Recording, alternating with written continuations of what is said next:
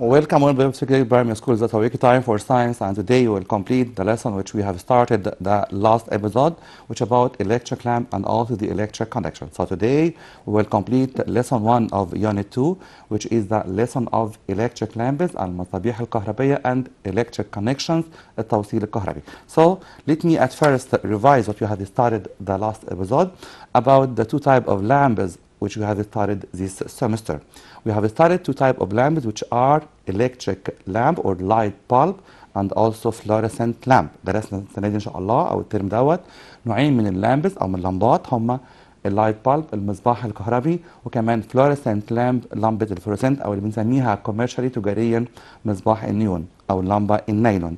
Okay, so we have started or we have explained the structure and also the function of each structure of those two lamps. So let me revise what we have started the last episode, and after that we will study another point of this lesson, which is the electric connection. So let's start our lesson by the definition of the sun. The sun, as we know, is the main source of light on the surface of the earth.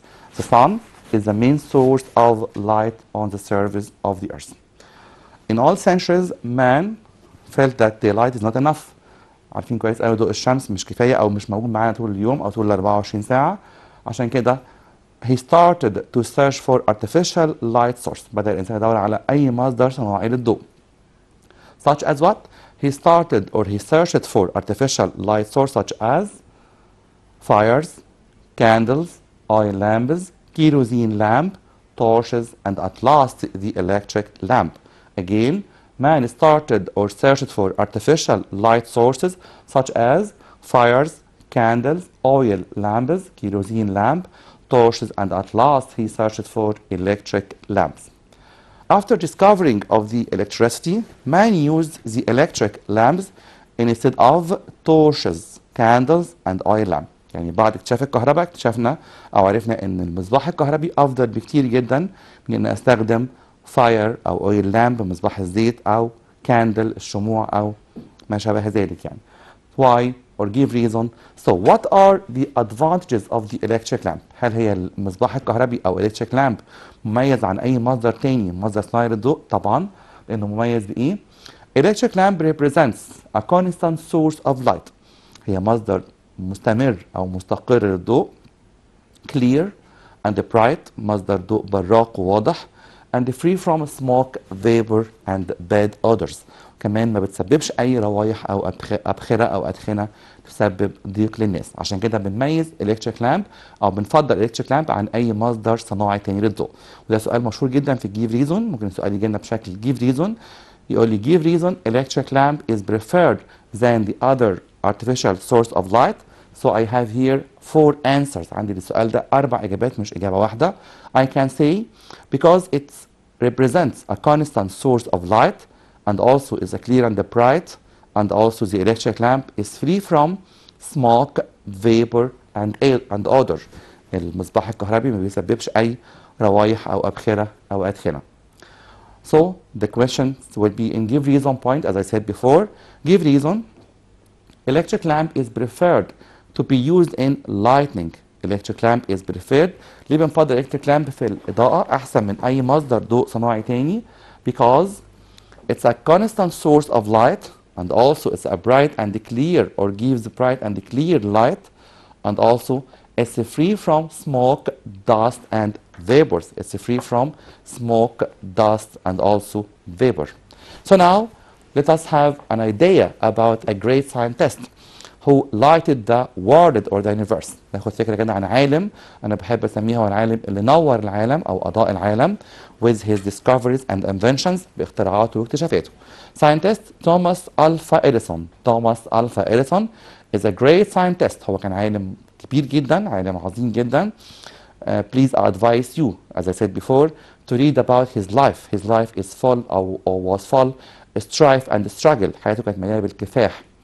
Because he invented the electric lamp or the light bulb. هو أول شخص يعمل مصباح كهربي أو لمبة كهربية هو توماس ألفا إديسون. Again, Thomas Alva Edison was an American scientist or American inventor that invented the light bulb. Again and again because I like or I love this scientist too much because he, as I said before, lighted the universe, lighted the world. هو أضاء العالم with his discoveries and inventions.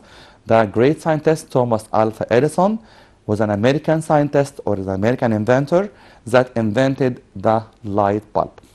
So now, what about the electric lamp? Can we have a definition for the electric lamp? As I said before, بنحب أو الطالب الكرييتيف اللي بيكتب definition from his own mind من مخه هو شخصيا أو من إبداعه هو شخصيا. What's meant by electric lamp? Electric lamp, they are tools that convert electric energy into light energy. Again, electric lamp, they are tools that convert electric energy into light energy. المصباح الكهربي هو أدوات أو هو أداة بتحول الطاقة الكهربية لطاقة ضوئية. يمكن ده بيفكرنا باللي درسناه في برايمري 4 about the changes of energy تحولات الطاقة. أي جهاز أنا بفكر بس هو بياخد طاقة إيه ودي طاقة إيه. Again, electric lamps, they are tools that convert electric energy into light energy. So now, what's meant by electric current? Electric current أو التيار الكهربي. What's meant by electricity or electric current? It's a flow of electric charges. يعني لما يكون في سلك فيه كهرباء أعرف إزاي إن هو فيه كهرباء؟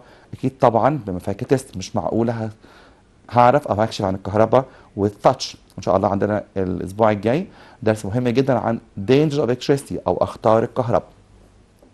It's a flow of electric charges or electrons through a material conducting electricity. Again, it's a flow of electric charges or electrons. يبقى التيار الكهربي معناه إن في شحنات بتمر في السلك الكهربي أو في المادة الموصلة للكهرباء. عشان كده بنقول electric current هو flow of electric charges or electrons through a material conducting electricity. So now, what about the electric lamp which we have studied or which we will study and continue in studying this year? We have two types of lamps, as I said before. light bulb أو المصباح الكهربي المتعارف عليه معروف كويس قوي من زمان, and also the fluorescent lamp. So now let's study the light bulb at first. Light bulb at first will be consists of three main parts, which are the filament, الفتيلة, as I said before, the glass bulb, and also the base, the filament, the glass bulb, and the base. And that's an image for the light bulb. It consists of three main parts, which are tungsten filament, يعني الفتيلة المعمولة من التنجستين, وقلنا إن التنجستين بالذات لأنه عنده high melting point. يبقى ليه بعمل الفتيلة من التنجستين? Because it has high melting point. And also it must be covered with a glass bulb that prevents air from reaching the filament, so it will increase the lifetime of the light bulb. لازم يكون الجلاس بالب مقفول تماما بإحكام, ما يسمحش بدخول أي هواء أو أي أكسجين, لأنه ده هيسبب اشتعال أو احتراق للفيلامنت. يبقى الفتيلة عدوها الأول والأخير أو تنجستين فيلامنت عدوها الأول والأخير هو الهواء أو الأكسجين. And also I have a base to carry the light lamp or to carry the bulb and to position it. And also I have three secondary structures. الدراوينج او الرسم فيه 6 داتا, 6 بيانات, هم 3 هم المين الرئيسيين, هم التنجستين فيلامنت, glass bulb, and also the base of the light bulb. What about the other structures? The glass bulb must be filled with argon gas. الجلاس bulb لازم يكون مليان بغاز بنسميه argon gas او اي inert gas, غاز خامل. And also there are 2 copper and lead wires that carry the tungsten filament, and at last or at the bottom of the base there is a piece of lead. في حاجة بنسميها piece of lead أو قطعة رصاص عشان تعمل connection to 2 copper lead wires and thus connecting the electricity to the tungsten filament. يبقى دلوقتي خدنا أو درسنا ال light bulb and the structure of the light bulb, and now let me draw a sample drawing for the light bulb. نرسم مع بعض لأن الرسم مهم جدا, وال labeling ده diagram سؤال مهم جدا في الامتحان. So now I have or I will draw a illustrated diagram for the light bulb and label the diagram with ourselves. Here I have a base, نرسم مع بعض, okay, base, and also the glass bulb, okay, base, the glass bulb, and also the tungsten filament, okay, again the glass filament or the glass bulb, sorry, and also the filament, they are the main structure. يبقى التركيب الرئيسي لللايت بالب هو base, glass bulb, and also the tungsten filament. Tungsten filament. So what about the other three structures؟ في 3 structure تانيين مهمين برضو. Okay, they are argon gas. لما اشاور كده في الفراغ او في الهواء يبقى هو ده argon gas او هنسميه inert gas، غاز خامل. عندنا في الكيمستري اوف ساينس في 6 inert gases هم هيليوم، نيون، ارجون، كريبتون، زينون، رادون. هنا هنستخدم ارجون لان هو الافيلابل in Egypt، متاح جدا في مصر. And also I have 2 copper lead wires. سلكين بنسميهم 2 copper and lead wire. They carry the tungsten filament. 2 copper lead wires, and at the bottom there are 2 pieces of lead or 1 piece. 2 pieces of lead or 1 piece حسب نوع البيز. 2 pieces of lead. Okay. So now after drawing the light bulb, we have a caller from Saudi Arabia. Nayera, how are you? How are you, Nayera? I'm fine, thank you. Okay, Nayera, how is science with you? Good. Science is good? Yes. Okay, Nayera, you have a question, Nayera, or you want to be asked? I want to ask. You want to be asked? Yes. Okay, Nayera, I will give you a very important give reason question. The question says, give reason the filament of the light bulb is made of tungsten. The filament? Because it has high melting point. Very good, Nayera, excellent. So we have chosen the tungsten element for making the filament because it has high melting point. يعني ليه بنعمل الفيلامنت من التنجستين؟ لانه بيستحمل، لانه عنده درجه انصهار عاليه جدا، فبيستحمل معانا فتره كبيره جدا. Another question, Nayera, about the light bulb. It's also what is the function of the inert argon gas? ايه هي وظيفه الانert argon gas؟ Nayera, you still with me, Nayera?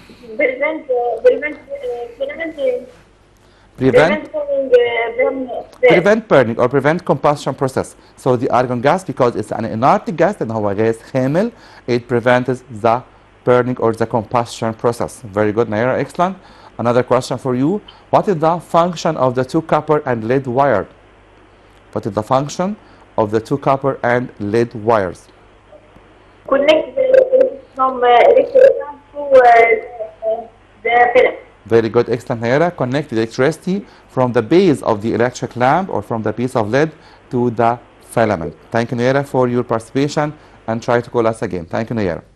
So now let's back to our lesson about the electric lamp or the light bulb.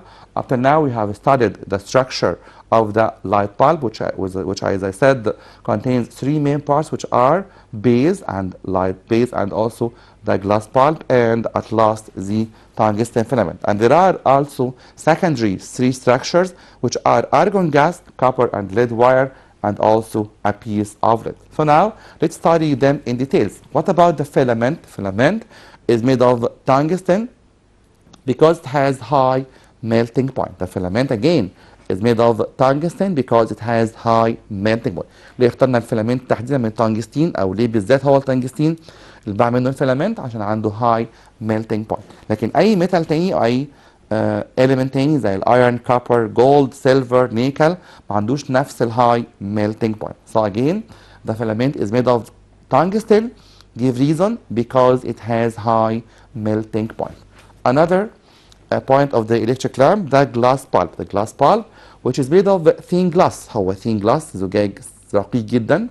Glass bulb prevents air from reaching the filament. الجلاس bulb ليه وظيفة مهمة جدا انه بيمنع الهواء او دخول الهواء للفيلامنت. So it increases the lifetime of the filament. The glass bulb is also filled with inert argon gas. الجلاس bulb كمان بيكون مليان او في غاز جوه اسمه argon gas او inert argon gas. لكن طبعا مش مستحيل يكون في oxygen gas او air, because as we know oxygen gas helps burning and thus will burn the filament immediately. So again the oxygen gas must be prevented from reaching the filament of the electric lamp because it increases burning, as we have studied in primary 4. So what about the gas inside the lamp? The gas inside the lamp must be argon gas, not any gas except all, as I said before, as the inert gas. أي غاز خامل زي inert gas أو ارجون جاز، هيليوم، نيون، ارجون، كريبتون، زينون، رادون، هم دول ال 6 جاز بس اللي في الكيمستري اللي بنسميهم inert gas. So again the glass bulb must be filled with inert gas to prevent burning process. So now what about the base? ايه هي البيز او ايه هي شكل البيز؟ As I said before there are two types of base which are spiral base اللي بنسميها لغوز باللغة التجارية أو الكوميرشالي and also two side nail base. So now let me draw a sample drawing for the difference between spiral base and also the two side nail base. Spiral base, each lamp has a glass bulb or دفاق زجاجي زي ما بنسميه. Okay. Okay. So here is the spiral base أو المصباح الحلزوني أو اللي بنسميه الألاووز like this. It has also one piece of lead. في قطعة رصاص واحدة بس as a base and the other will be at the side. يعني هو المفروض يبقى الكهرباء كلها two branches أو فرعين. إزاي يكون في one piece of lead؟ Sure, it has only one piece of lead at the base. في واحدة بس في البيز and the other will be at the side. So here is the tungsten filament and also the two copper lead wire. So what about the two side nail base؟ من اسمها كده بنسميها two side nail يعني لمبة ذات مسمارين. two side nail base دي بنسميها commercially اللمبة المسمار، هي مش مسمار واحد بس، هي مسمارين. It has two pieces of lead، عندها two pieces of lead and there are also two copper lead wire as like the other lamp. يبقى the main difference الفرق الكبير بين ال two lamps أو البيز أو two base of lamp. Spiral base has only one piece of lead، عندها one piece of lead but the two side nail has two pieces of lead. So that's the main difference between the two lamps. So now let's have a table to summarize the function and the structure of each lamp. ناخد كده تيبل يلخص لي كل حاجة في اللامب، وكده نكون خلصنا light bulb ونكمل بعد كده الفلورسنت لامب، وبعد كده نتكلم عن آخر نقطة في درسنا النهاردة إن شاء الله electric connection. So now what is the function of the filament؟ إيه وظيفة الفيلامنت؟ احنا عارفين هي already manufactured or made of tungsten، معمولة من tungsten، لكن ايه وظيفتها؟ it heats up and emits light، يعني هي بتسخن وبتطلع إضاءة أو بترسل إضاءة when the electric current or electricity passes through it. So again the function of the filament is to heat up and emit light when the electric current passes through it.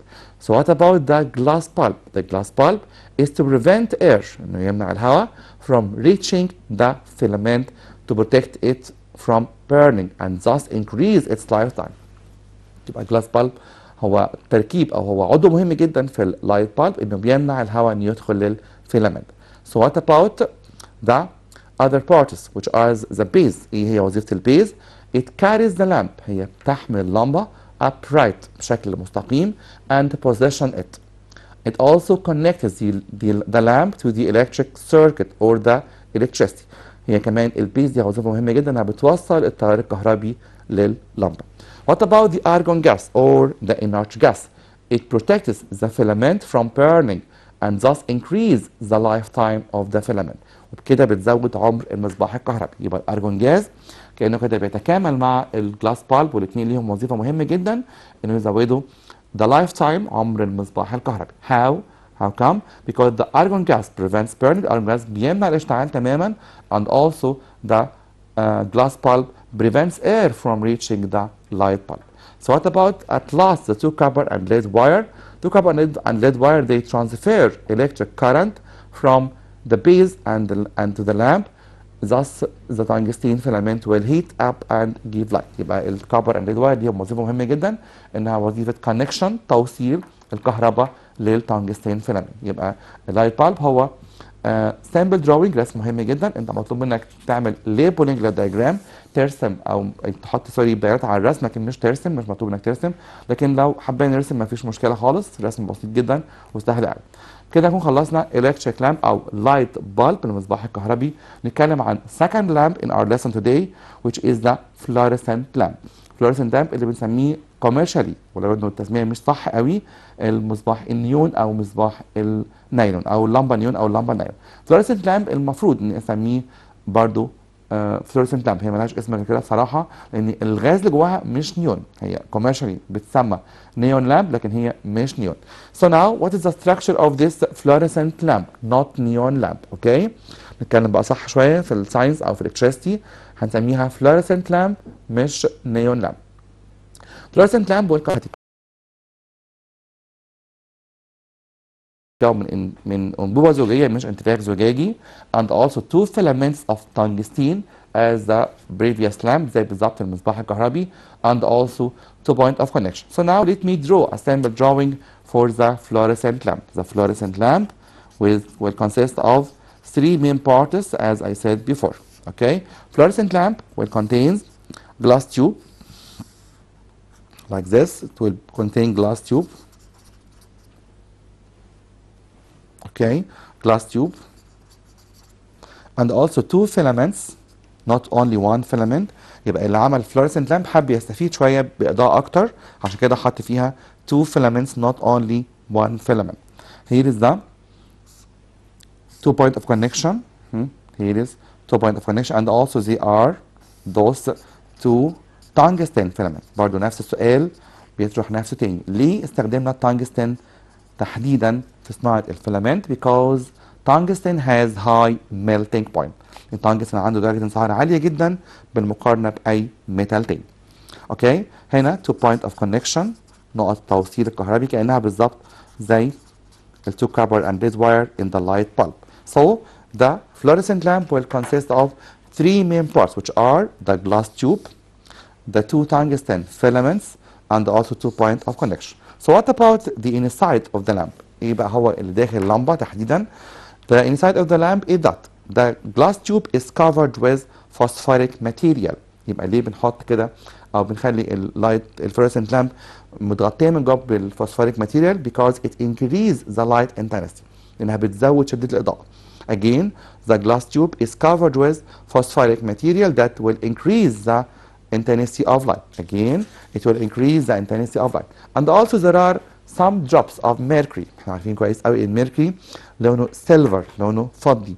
طب ليه بنحط mercury inside the lamp؟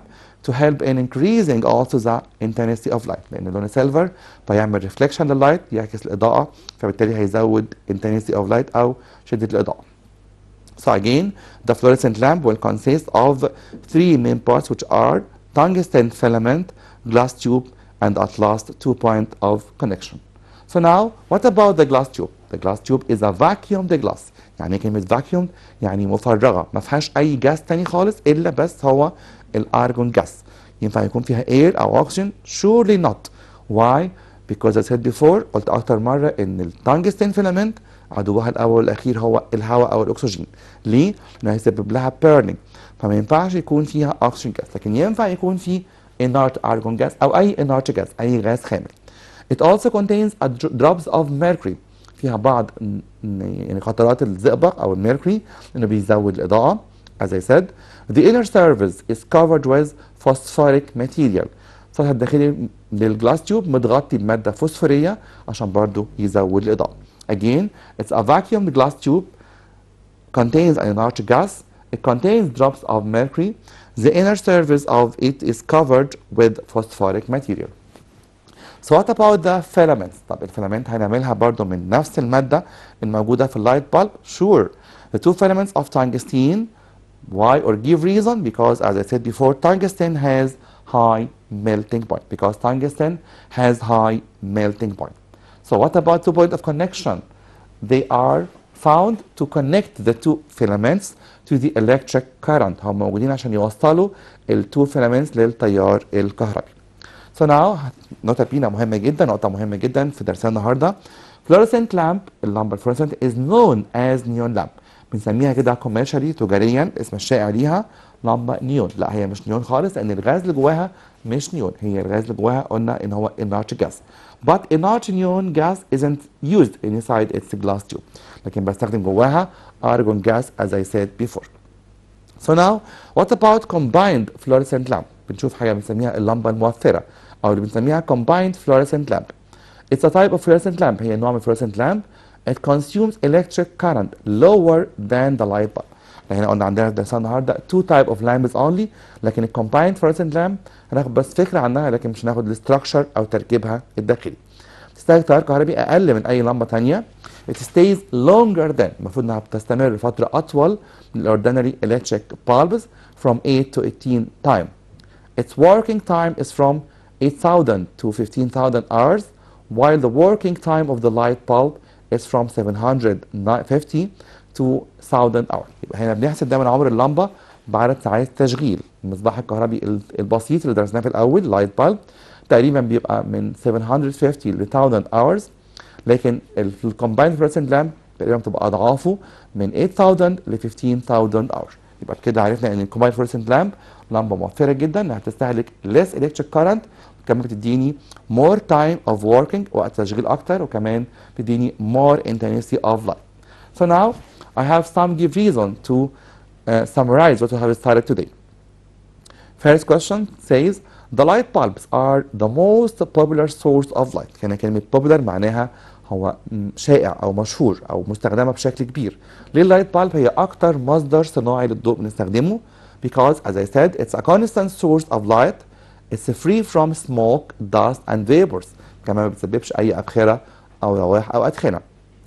The filament of the light bulb is made of tungsten. The filament of the light bulb is made of tungsten because tungsten has high melting point. Because tungsten has high melting point. Another question. The glass bulb is filled with inert argon gas. The glass bulb is filled with inert argon gas because inert argon gas prevents burning of the filament and so increases the lifetime of the lamp. يبقى الارجون جاز مهم قوي لانه بيمنع دخول الهواء.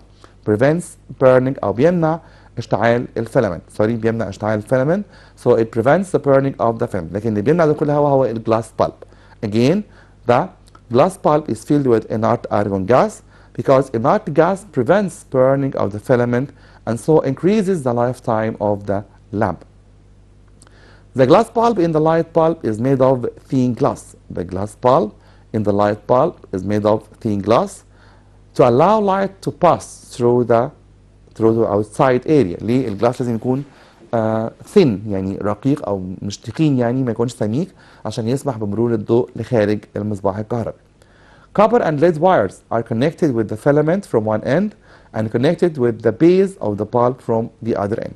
ليه في تو كابر واير متوصلين من احد نهايتينهم بالبيز والنهايه الاخرى متصله بالتنجستين؟ اكيد زي ما قلنا عشان هم ليهم وظيفه واحده بس، هي connection the electricity to connect electric current from the base to the filament. To connect electric current from the base to the filament.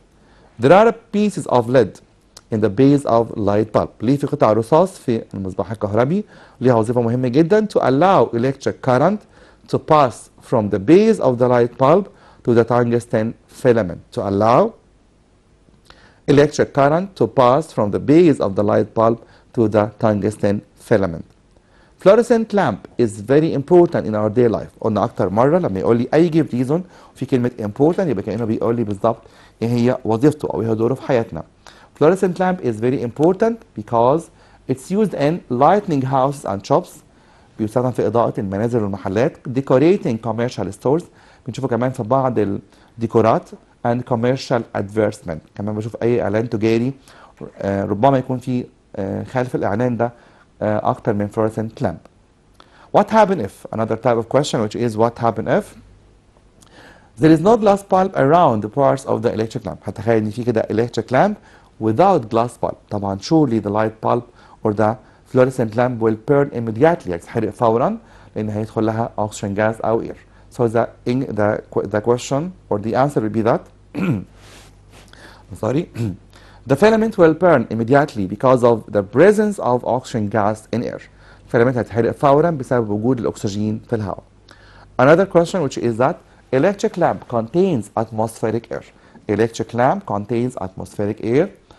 What happened? The filament also will burn immediately. Immediately معناها فورا because of the presence of oxygen gas in the air. Filament of the light bulb is made of iron. اللي يحصل لو عملنا الفيلامنت من الايرن surely it will not give light and it will burn immediately.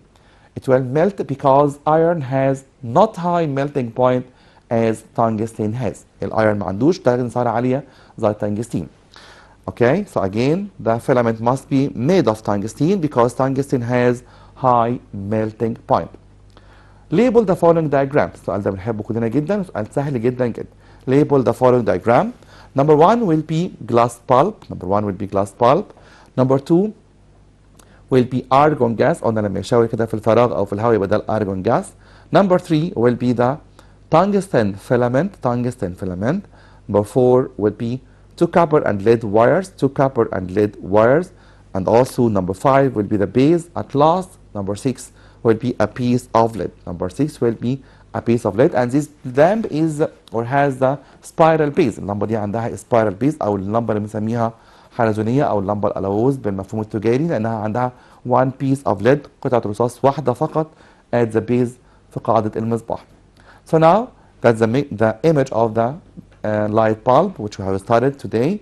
And now let's move to a new point in our lesson today. نقطة مهمة جدا في درس النهارده، ازاي نعمل حاجة اسمها electric circuit أو دائرة كهربية، أو ازاي بنوصل more than one lamp, more than one device، أكتر من جهاز أو أكتر من مصباح كهربي أو لمبة كهربائية في نفس الوقت. هنعمل حاجة دلوقتي اسمها electric circuit, and now after a while we will see a short video about how to make the electric circuit and also what are the two type of connection. موضوع مهم جدا وسهل جدا وخطير جدا في نفس الوقت، فناخد بالنا منه كويس قوي.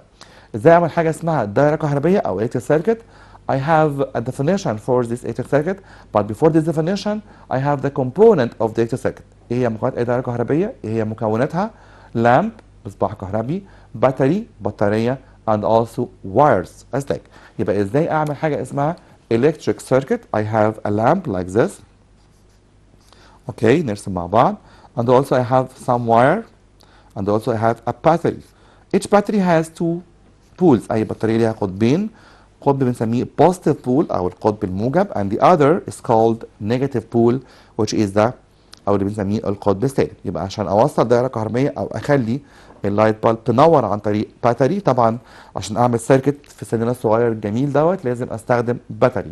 مش مسموح لنا خالص نستخدم أي إلكتريك سورس في المدرسة أو في اللاب أو في البيت لأنه خطر جدا علينا. الباتري بنسميها كده 1.5 فولت، يعني قوتها كهربائيه مش خطر قوي او مش خطر خالص، لكن الالكتريك سورس في البيت او في اللاب او في المدرسه طبعا مستحيل استخدمه لانه خطر جدا جدا. that may cause great accident، ممكن يسبب حوادث خطيره. فبليز لما نستخدم كهرباء نستخدم batteries not more than this، مش اكتر من كده. Here I have dry cell or battery, label the diagram, and here I have lamp لمبة أو المصباح الكهربي and also wires. And some circuits will contain key. ساعات في بعض الدوائر ممكن يكون في حاجة اسمها key أو مفتاح to close or open the circuit، يعني كانوا بيفصل السلك عن بعضه أو يوصله ببعضه مرة تانية. يبقى again the electric circuit consists of three main parts which are lamp, battery and wire. Again the circuit consists of three main parts which are lamp, battery and wire and also the key. So now let's have a definition for the electric circuit. نعمل تعريف للدائرة الكهربية. It's a closed and continuous path. هي مسار أو ممر مغلق للشحنات الكهربية through which the electric current will pass making a complete cycle. بيمر فيها التيار الكهربي بيعمل حاجة اسمها complete cycle، دايرة كاملة. نرجع تاني لرسمة الدراي سيل أو electric circuit، سوري نرسمها أو رسمناها. شوف تاني يعني إيه كلمة electric circuit. Here is the electricity passes from the positive pole and goes to the lamp and also return back again to the negative pole. يبقى الدائرة الكهربائية هي مسار مغلق، لازم تكون كلها متوصلة ببعضها. لو في أي opening أو في أي cutting في الواير، أي قطع في السلك أو فتح في الأسلاك، ده معناه إن الدائرة مش واصلة، عشان كده the lamp will not give out light. Again, electric circuit is a closed and continuous path through which the electric current will pass making a complete cycle. So now let's study the methods of connection. ندرس بقى دلوقتي مع بعض ايه هي طرق التوصيل الكهربي. As I said, we have two type of connection. يعني ازاي بوصل هنا اللمبات في الاستوديو او في البيت او في المدرسة او في اي مكان. We have two type which are number one on series, number two on parallel. يبقى عندنا طريقتين التوصيل، طريقه بنسميها series connection او بنسميها على التوالي، ده اسمها بالعربي on parallel على التوازي. مطلوب مننا نعرف كل طريقه ايه هي مميزاتها، مطلوب مني كمان اعرف which one is preferred، مين الطريقه المفضله. So now I have two types of connection which are on series and also on parallel. Or series connection التوصيل على التوالي and the parallel connection التوصيل على التوازي. What are or what about the connecting more than one lamp on series?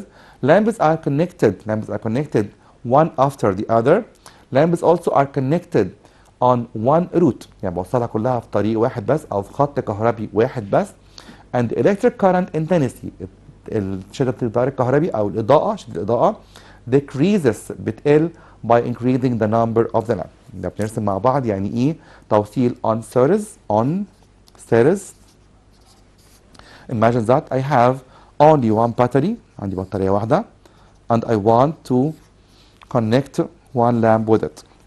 The lamp will light, surely will give out light. What happens if I increase the number of lamps؟ لو عايز ازود لمبة كمان. Okay, here I have two lamps, but what happened to the intensity of those two lamps? The intensity of two lamps will decrease، يعني هيديني إضاءة أقل. يبقى on series في مشكلة كبيرة جدا في التوصيل ده، إن كل ما بزود number of lamps intensity of light decrease، الإضاءة بتقل. What happens if I put 3 lamps with the same battery؟ If I put 3 lamps، لو حطيت أكتر من لمبتين for example 3 lamps، they will give light but less light than the 2 lamps، هيدوني إضاءة أقل بكتير جدا من ال 2 lamps. يبقى on series توصيل أو طريقة توصيل لكن مش مفضلة لأنها فيها مشكلتين. المشكلة الأولانية by increasing the number of lamps، لما بزود الإضاءة ده intensity of light will decrease، يبقى لما بزود عدد اللمبات الإضاءة بتقل. المشكلة الثانية if I unscrew، لو فكيت لمبة منهم all the lamps will turn off، كل لمبات هتطفي. ليه؟ لأن هنا عندي one route، only one route، طريق واحد بس للكهرباء، الكهرباء ماشية from this point or from the positive pole to the negative pole. يبقى توصيل سيريز توصيل مش كويس قوي لأنه في مشكلتين. المشكلة الأولانية إن if I increase the number of the lamps it will decrease the intensity of light، ده هيقلل الإضاءة. So what is the other connection؟ ايه هو التوصيل التاني؟ توصيل بنسميه parallel. The parallel connection is better than the series connection. Why? Because on this connection I have many routes، هنا عندي أكتر من طريق للتوصيل الكهربي. For example like that I have one battery، نرسم مع بعض. And I have one lamp here. Okay, if I want to increase another lamp، لو عايز أزود لمبة تانية I will have another route، هيكون عندي طريق تاني للكهرباء أو خط تاني، branch تاني، عشان كده بنسميها branching routes يعني طرق متفرعة. لو عايز أزود لمبة تالتة نفس الكلام برضو. طب for example لو one lamp منهم turns out أو broken، اتكسرت أو اتحرقت أو اتفكت، the other two lamp will still give light، هيستمروا في الإضاءة. عشان كده the parallel connection أو توصيل البارallel is the best connection، هو أفضل بكتير جدا من التوصيل series because it يعني modified، هو عدل العيوب بتاعت series connection. So series connection is not good because it has two defects، هو عنده عيبين مهمين جدا. If one lamp is broken all the other lamp will affected by this broken, or if one lamp is okay. So now we'll see a short video at the last 3 minutes. هنشوف فيديو قصير جدا عن the main difference between series and parallel connection. نشوف مع بعض ايه الفرق بين series and the parallel connection. Okay. Look here. I have a short video about the series and parallel connection. Here is the series connection. I have 3 lamps، 3 لمبات. They are at one route، متصلين كلهم بطريق واحد بس للكهرباء. If I turn on the light they will give light but less intensity، لكن إضاءة مش قوية قوي زي ما احنا شايفين. If I unscrew، لو فكيت لمبة منهم أو شلت لمبة منهم all the two lamps or the other two lamps will affect it، هيتأثروا. Okay. If I return back the lamp the electricity will return again، ترجع مرة تانية، عشان كده هلاقي اللامبس برضه بتنور. يبقى السيريز كونكشن فيه مشكلتين، المشكلة الأولانية لازم كله يكون متوصل في نفس الوقت. المشكلة الثانية it will give less intensity، هيديني إضاءة أقل بكتير جدا من البارallel connection. So the series connection isn't so good.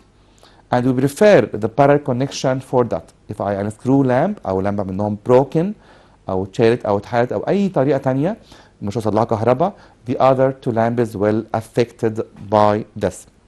So we don't prefer the series connection for those two reasons. Okay. So what about the parallel connection؟ طب البارallel أنا هنا عندي أكتر من روت, يعني كل لمبة ليها طريق للكهرباء أو ليها branch للكهرباء. If I turn on the lamps, all of them will turn on, and we must notice ناخد بالنا بقى من الإضاءة هنا هتكون أقوى كتير جدا من الستيريس كونكشن. اوكي, يبقى دايما البارallel كونكشن أفضل بكتير جدا من الستيريس كونكشن لأنه بيتخطى المشكلتين اللي موجودين في الستيريس كونكشن. Look here, the intensity of light is very strong, very strong or more stronger than the series. طب لو فكيت لمبة, the other two lamps aren't affected, ما بتأثروش خالص. Why? Because each lamp has its own route. كل لمبة عندها طريق خاص بيها أو branch خاص بيها للكهرباء, فما بتتأثرش بأي لمبة تانية أو أي branch تاني. Okay, so again the parallel connection is preferred than series connection. Why? Because in the parallel each lamp works independently. في البارallel كل لمبة بتشتغل باستقلالية, كل لمبة مستقلة ليها طريق كهرباء أو خط كهرباء خاص بيها هي شخصيا. So here we have seen a short video about how to differentiate between series and parallel connection, and now we have chosen. أكيد هنختار إيه؟ هنختار أكيد parallel connection. عشان كده لو درسنا كويس قوي الكهرباء في بيتنا هي ماشية إزاي, أكيد هعرف من بابا أو ماما أو التكنيشن أي فني كان بيعمل كهرباء في البيت إنها كلها أكيد parallel. Why؟ لأن مش معقولة أبدا أكون بشغل لمبة في أوضة النوم ولما أطفيها أطفي الشقة كلها. لا طبعا, الإلكتريسيتي عندنا في البيت أو في المدرسة أو في أي مكان كلها غالبا بتوصل parallel connection, because parallel connection is preferred. Why? Because each lamp in this connection will work independently. So by this point or by this short video we have reached the end of this episode, so I'm afraid I must leave you now and I promise you to meet again next Thursday inshallah. Thank you and goodbye.